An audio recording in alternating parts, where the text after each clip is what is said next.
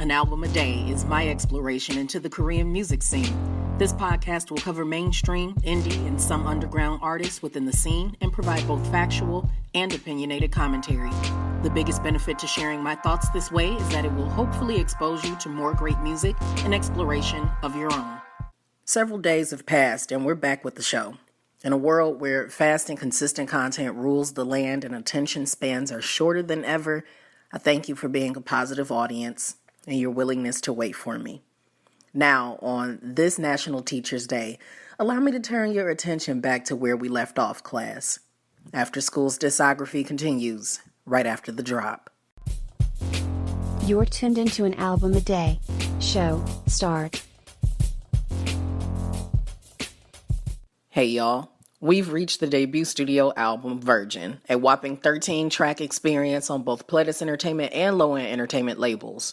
Low-End is now Kakao M and likely assumed co-publishing responsibilities for this album because of a long-standing positive reputation. While Pledis was relatively new on the scene with the year 2007 founding, Low-End was established in 1978. Interestingly enough, Pledis is almost like the new kid on the block again, as it was acquired by Big Hit Entertainment in May 2020. Back to the album.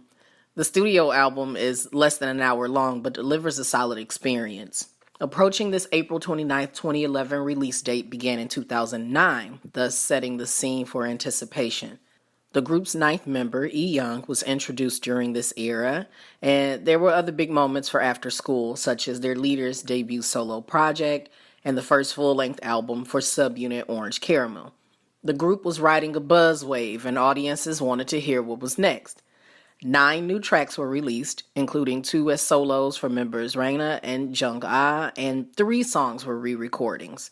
Their third single, Shampoo, was added as a radio edit too. Nonetheless, I didn't wholeheartedly enjoy it. The music production during this time in pop music was hollow. A lot of music sounded like Norway-founded, Los Angeles-based music production duo Stargate. If you need a point of reference, think Beyonce's Irreplaceable or much of Rihanna's Good Girl Gone Bad studio album.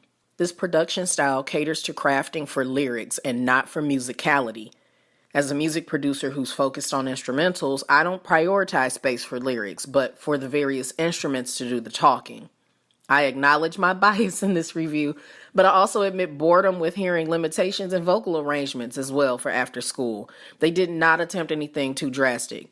Suffice it to say, if it ain't broke, don't fix it is the standing motif for this group. That aside, K-pop fans on a scale of 1 to 5, with 5 being essential listening and 1 not worth mentioning, the A3Day rating on this is a 5.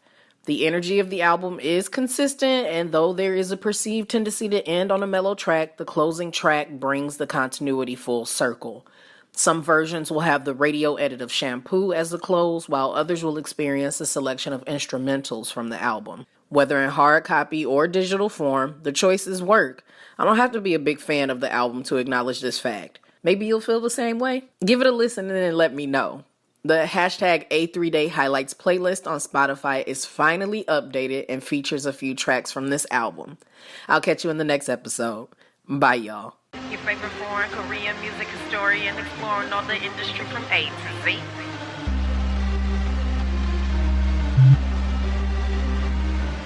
There's sponsored ads and social media hashtags, but this show is truly supported by the efforts of my Migualas, the most amazing fan base a little entertainer could ever have.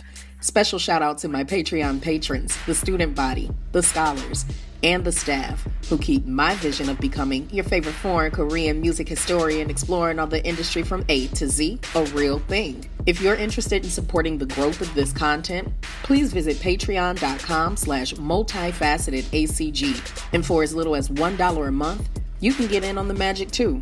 Interested in continuing your support at the free $99 price? I'd love you for it. You can still engage with the show and me, your lovely host, when you retweet, repost, and share the show and use hashtag A3 in the word day. Please consider leaving a few stars or a review on Apple Music, iTunes, IMDb, or Podchaser to keep things growing in the right direction.